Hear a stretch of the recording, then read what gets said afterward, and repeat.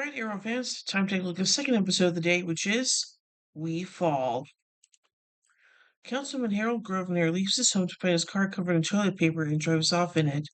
At the same time, Dr. Eliza Schwartz is at work at the hospital and Captain Frank Pike is entering a lift at work. Grosvenor's car fails to respond to his instructions, driving through a red light and crashing. Life support starts failing at the hospital and an orderly is electrocuted on touching a monitor. The lift halts and Pike warns everyone to get away from the sides, but one occupant presses a panel. Pike tries to pull him away, but everyone present is electrified. Oliver only practiced with toy bows and arrows, with William noting Oliver's out of practice. Oliver and Felicity send William off on a school trip. Felicity gets an alert to the deaths of Grosvenor, 6 people at the hospital, and 5 at SCPD. Quinta calls Oliver and tells him Pike was among the fatalities. Oliver sends Felicity to the bunker, where Diggle is working out. Diggle suggests involving Curtis, Dinah, and Renee, and Oliver agrees. Felicity calls Curtis and they agree to share intel. Oliver meets with Quentin at the SCPD and puts him and Thea in charge. They make a plan to set up safe zones free of electronic equipment, since Clear Kate and James has control of the city's network. Oliver returns to his office to give his staff a pep talk and lead a brief tribute to Grosvenor. His secretary, Becky, shows in an appointment Ben Gale, who turns out to be James. James warns Oliver that his associates still have the explosives if he doesn't return. He wants $10 million wired to an offshore account. He also reveals that his son died exactly a year ago when he was hit by one of Oliver's arrows that missed its target. Curtis, Renee, and Dinah notice that one of Curtis's balls is detecting Vigilante. They investigate a car park as Mr. Terrific, Wild Dog, and Black Canary. Terrific encounters Sobel, who says he's undercover in Kate and James's organization and tells him to be at the junction of the red and gold tracks of the subway in an hour. Returning to the new Team Arrow base, Curtis calls Felicity who confirms the signal is down. Curtis says the team will handle it. Terrific, Wild Dog, and Canary head to the junction to find the tracks are crossed so the trains will collide. After failing to divert them, Canary stops one of the trains with a sonic scream. Felicity learns from Melina how she unwillingly gave James access to the network by taking down the firewall. Oliver tells her and Diggle what he found out, which means he can't have killed James's son, since he was in Hub City collecting Dinah a year ago. They deduce that James has blocked every exit from the city except for the tunnel that William's party was using. Oliver and Diggle decide to head down there, with Diggle looking disappointed and wearing his old Spartan uniform. William has been housed by classmate Donnie during the bus journey. The tunnel is blocked and the driver goes to investigate. Junction boxes start exploding, starting fires. William takes charges and gets the other kids out of the bus for the emergency exit, including Donnie, who is frozen in fear. William is trapped by a feeling sign. Green Arrow's part arrive and start getting everyone to safety. Donnie lures Green Arrow to where William is and he gets him out. William realizes it's Oliver in the outfit. Oliver and Diggle take William to the bunker. Oliver says he did give up being Green Arrow for a while, but then Diggle was hurt and the rest of the team quit. Felicity receives news from Alina that James received an evidence pack that convinced him Oliver killed his son. Meanwhile, Kurt tells Renee and Dinah that the information came from Sobel.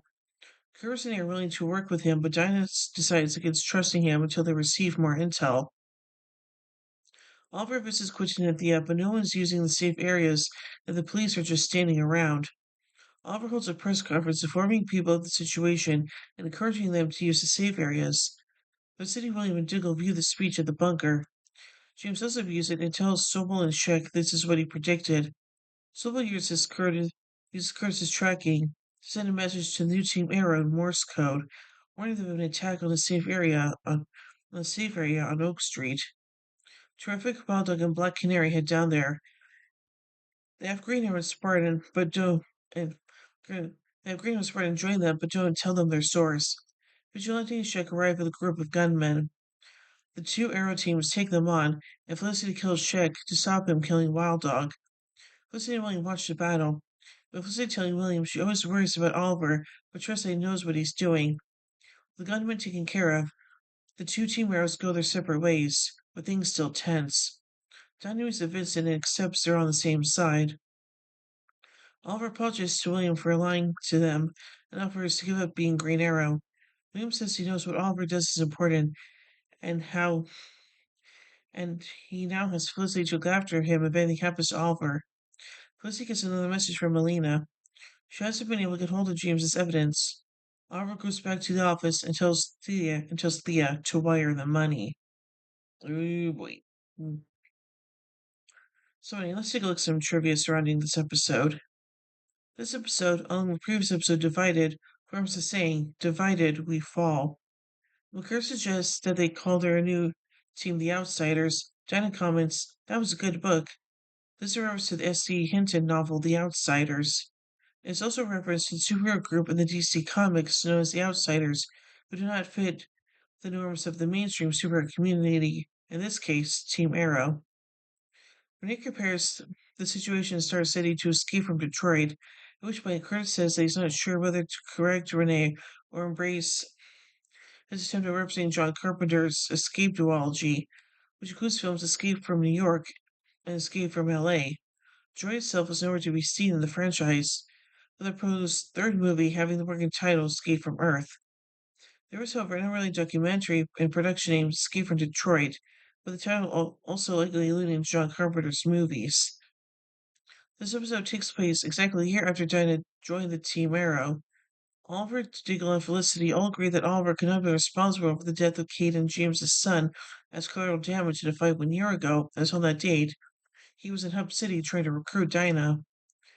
Kate and James use his name Ben Gale as his alias.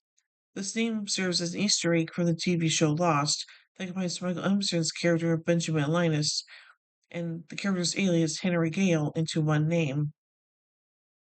The license plate on Williams' school bus reads R3DRUM, like a reference to the movie The Shining. The motto on the license plate, shown at 17 minutes 12 seconds, is Land of Mist, possibly analogous to Seattle's climate in Washington State, where Star City is also located. This is like a reference to Sir Arthur Conan Doyle's 1926 publication of the same name.